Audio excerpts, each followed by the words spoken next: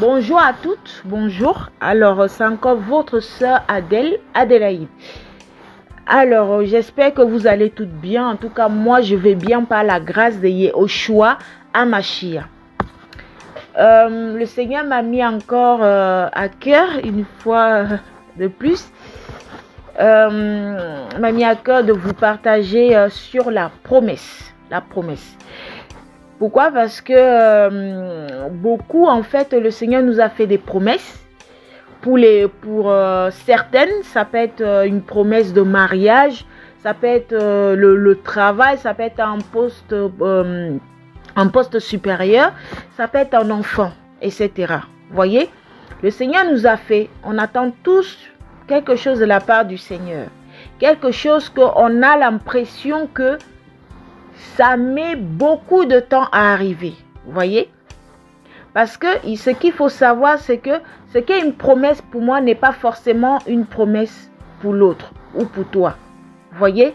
Donc, parfois, on a souvent tendance à, quand on observe autour de nous, on a tendance à, quand on observe, on voit que peut-être il y a une où dès qu'elle fait ça, ça arrive facilement.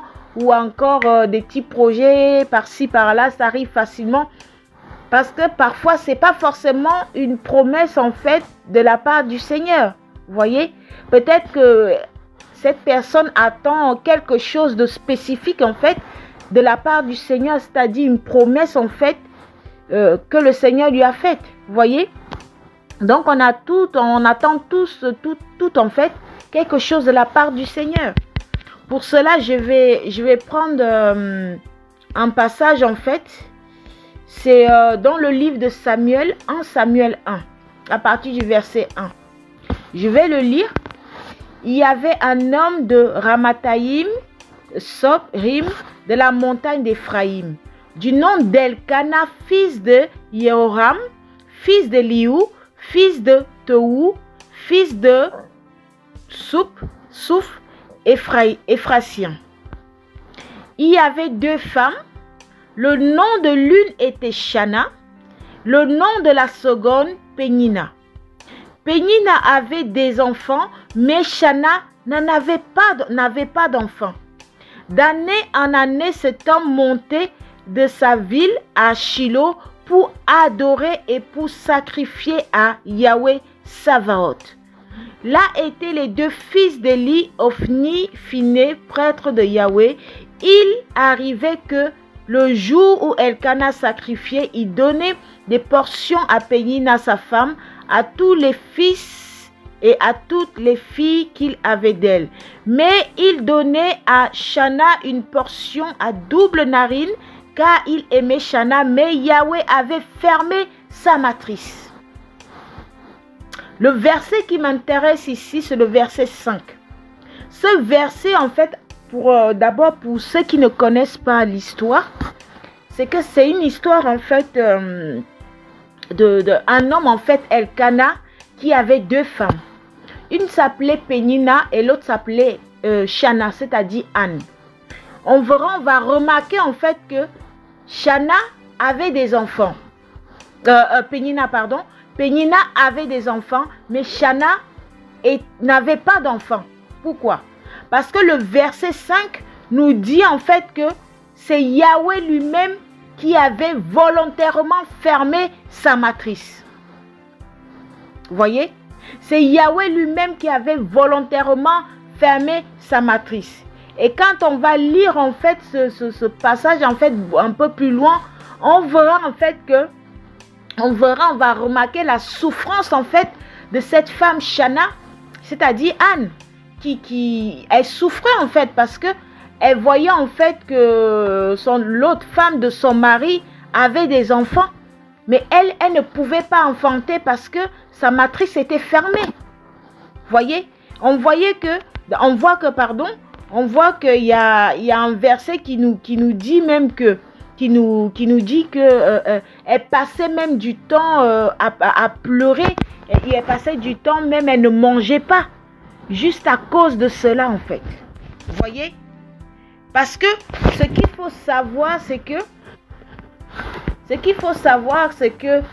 le Seigneur, en fait, parfois, quand il nous fait une promesse, en fait, c'est-à-dire une promesse dont lui, il va utiliser puissamment. Le Seigneur va prendre un temps, vous voyez, le Seigneur va prendre un temps pour d'abord nous façonner. Pourquoi? Le Seigneur va prendre un temps, en fait, pour ôter les choses qui ne l'honorent pas. Pourquoi? Parce que la promesse, on verra en fait que la promesse qu'il nous a faite, parfois, c'est vrai que c'est qui nous a fait cette promesse. Mais cette promesse, elle est avant tout pour la gloire du Seigneur.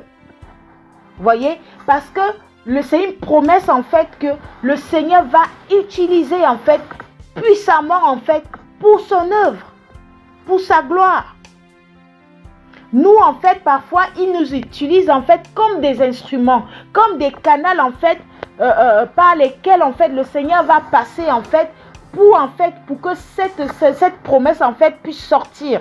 Vous voyez? Et puis le Seigneur, lui, va utiliser cela puissamment. Vous voyez? C'est pour ça que le Seigneur va prendre un temps. Il va prendre un temps, en fait, pour nous façonner, pour nous faire comprendre, en fait, que cette promesse, c'est vrai que je t'ai faite cette promesse, mais elle est pour moi. Parce que cette promesse, en réalité, elle est pour le Seigneur. Vous voyez?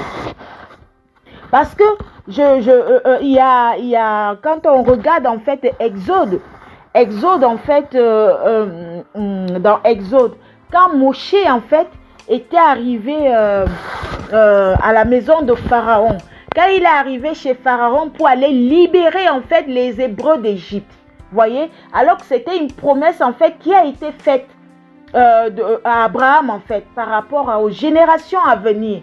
On verra en fait que quand Moshe est allé en fait libérer en fait le peuple d'Égypte, il avait dit à Pharaon qu'il ne partira pas de là sans avoir pris tout ce qui appartenait aux Hébreux. Parce que en fait, quand il prenait en fait tout ce qui appartenait aux Hébreux, ce n'était pas pour eux, mais c'était pour sacrifier à Yahweh dans le désert. On verra en fait que si Yahweh en fait avait permis que Moshe puisse en fait prendre en fait ce qui appartenait aux Hébreux, c'était pour sa gloire. Parce que Moshe disait à Pharaon que nous ne partirons pas ici sans tout ce qui nous appartient. Parce que c'est pour sacrifier à Yahweh dans le désert. Ça veut dire quoi? Ça veut dire que la promesse en fait que Yahweh nous a faite, la promesse en fait, parce que le Seigneur va nous préparer. Il va nous préparer davantage comment je vais dire, il va préparer nos cœurs. Il va nous faire comprendre en fait que ce que je vais te donner là, ce n'est même pas pour toi.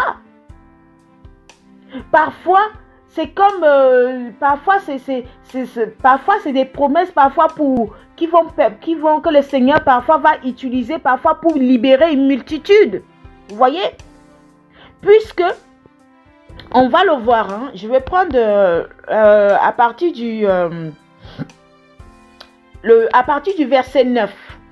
On va voir la prière que Chana avait fait en fait. Chana se leva après avoir mangé et bu à Shilo. Et le prêtre Élie était assis sur un siège près de l'un des poteaux du temple de Yahweh. Elle, ayant l'âme remplie d'amertume, pria Yahweh en pleurant.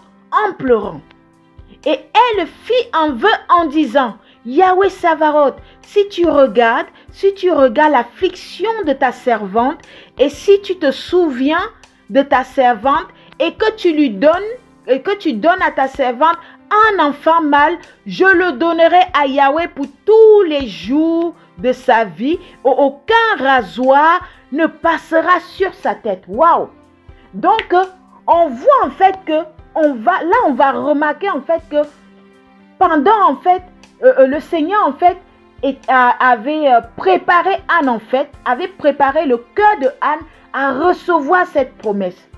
Et ce passage nous montre en fait le résultat que le Seigneur voulait obtenir du travail, du brisement de l'école qu'il a fait passer à Anne. Voyez, Le Seigneur va faire passer, Anne par une école en fait. Et c'est dans cette école en fait, le Seigneur attendait voilà le résultat qu'il attendait de Anne.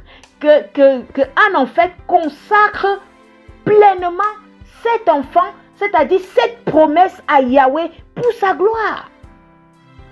On verra que quand Anne en fait, pendant des années, la Bible nous dit qu'elle était triste, elle ne mangeait pas parce qu'elle voyait en fait l'autre femme en fait de son mari qui avait des enfants, mais elle n'avait pas d'enfants. Donc, le Seigneur ne pouvait pas lui donner l'enfant en ce temps-là. Pourquoi?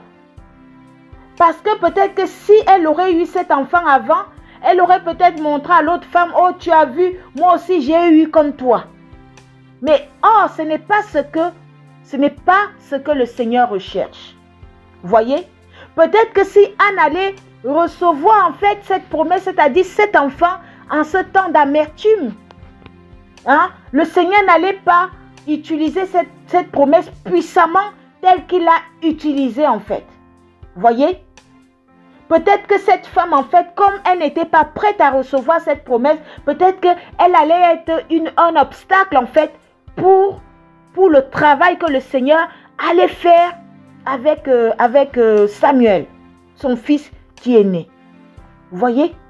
Donc, c'est pour ça que le Seigneur, en fait, pourquoi ça prend du temps? Parfois, ça prend du temps parce que le Seigneur va nous travailler, va nous préparer, en fait, à recevoir cette promesse, afin que quand on aura cette promesse, qu'on le donne entièrement au Seigneur. Puisque dans ce verset, Anne, Chana, va dire que elle fit, le verset 11 nous dit que, et elle fit un vœu en disant, Yahweh Sabaoth, si tu regardes l'affliction de ta servante, et si tu te souviens de moi, et n'oublie pas ta servante, et que tu donnes à ta servante un enfant mâle, je le donnerai à Yahweh pour tous les jours de sa vie. Alléluia. Voyez? Donc on verra en fait que quand on remarque bien, le Seigneur n'a pas utilisé pleinement les enfants de Pénina comme il a utilisé l'enfant que Anne a eu puissamment. Puisque le Seigneur avait utilisé Samuel, c'est-à-dire l'enfant que Chana a eu, il a utilisé en fait pour libérer Israël. Voyez? Pour libérer Israël. Et on voit en fait que quand Chana va dire qu'aucun rasoir ne passera sur sa tête, on voit l'image de la consécration. L'image de la consécration. Ça veut dire que cet enfant a été voué à Yahweh pleinement. Cette promesse, elle était pour Yahweh pleinement pour que le Seigneur puisse l'utiliser comme il veut. Voyez? Donc on le voit aussi, quand je vois aussi par exemple la vie de Joseph en Égypte. La vie de Joseph. On voit que Joseph avait reçu un songe. Il avait fait un rêve. Il avait fait un rêve. C'est vrai qu'au début, il n'avait pas compris son rêve. Son rêve, c'était qu'il devait devenir gouverneur. Il devait devenir gouverneur. Mais on voit le temps que cela a pris. Tous les brisements par lesquels le Seigneur lui a fait passer avant qu'il devienne gouverneur. Le Seigneur, il a mis des années de brisement. Il était dans l'école du Seigneur, dans l'école du potier. C'est le Seigneur lui-même qui le façonnait, le préparait à recevoir en fait cette promesse, c'est-à-dire gouverneur. Voyez? Parce que tant que Joseph n'avait pas compris en fait, tant que le Seigneur n'obtenait pas le résultat qu'il voulait en Joseph, il ne devenait pas gouverneur. Sinon, lui-même, il allait être l'obstacle aussi pour ce que le Seigneur a prévu de faire avec la promesse. Voyez? Il y a quelque chose qui m'a touché en fait dans la vie de Joseph. avant ça, il y a quelque chose aussi, c'est que on verra que, il y a quelque chose, c'est que, ce qu'il faut savoir aussi, c'est que notre temps n'est pas le temps du Seigneur. Voyez? Notre temps n'est pas le temps du Seigneur. Le Seigneur a un temps pour accomplir chaque promesse dans nos vies. C'est à nous de rentrer dans ces temps. Voyez? C'est à nous de saisir et de rentrer dans les temps du Seigneur. Voyez? Parce que, pourquoi? Parce que, pourquoi parfois ces promesses tardent? Ça tarde parce que le Seigneur, en fait, là-haut, en fait, avait mis un temps précis pour que la promesse sorte. Voyez? Et on verra en fait que à chaque fois qu'une promesse tarde comme ça, et quand elle va sortir, c'est souvent dans des temps compliqués. Parce que quand Samuel, le fils de Chana est né, c'était à des moments où le prêtre Élie, dans son ministère, il faisait n'importe quoi avec ses fils. Quand ses fils faisaient du n'importe quoi dans son ministère, il ne marchait pas en fait conformément aux lois du Seigneur. Voyez? On verra en fait que quand Joseph en Égypte est devenu gouverneur, il était devenu gouverneur à des temps de famine. Alléluia! À des temps où la famine arrivait déjà. À des temps où la famine arrivait déjà. Parce que le Seigneur ne voulait pas l'élever pour montrer aux hommes que, ah, vous voyez, il est gouverneur, je suis gouverneur. Non! Le but, c'était pour accomplir en fait une œuvre spécifique en fait dans la vie de Joseph. Voyez? Et on voit que quand les temps de famine sont arrivés, on voit sa famille qui va arriver en Égypte. Et on comprend en fait que si Joseph était devenu gouverneur, c'est pour que sa famille soit libérée. C'était pour la délivrance de sa famille. Donc c'était pour un but précis, cette promesse. Alléluia.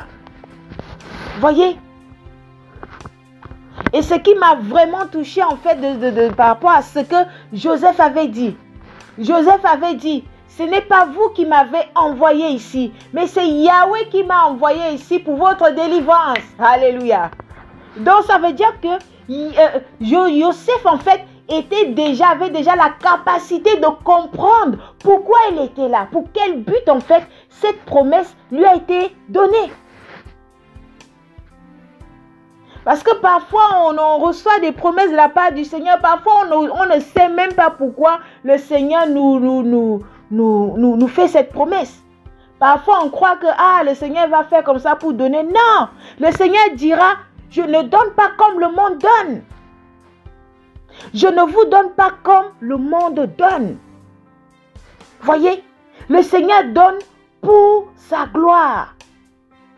Le Seigneur donne pour sa gloire, pour accomplir quelque chose de spécifique. Alléluia. C'est pour ça que le Seigneur ne fera jamais les choses à notre temps en nous. Il fera les choses à son temps à lui. Mais c'est à nous de rentrer dans ces temps. Alléluia. Alléluia. Bon, je veux m'arrêter là. Soyez vraiment encouragés. En tout cas, soyons encouragés. Le Seigneur est fidèle. Tout ce qu'il a dit, il le fera à son temps. Mais nous, on doit demeurer. Comme il dira, celui qui demeure, je demeure en lui. Nous, on doit demeurer accrochés au cep, comme il a dit, au pied du maître. Soyons dans le repos. Dans le repos et au temps du Seigneur, le Seigneur fera les choses. Alléluia. Soyez bénis.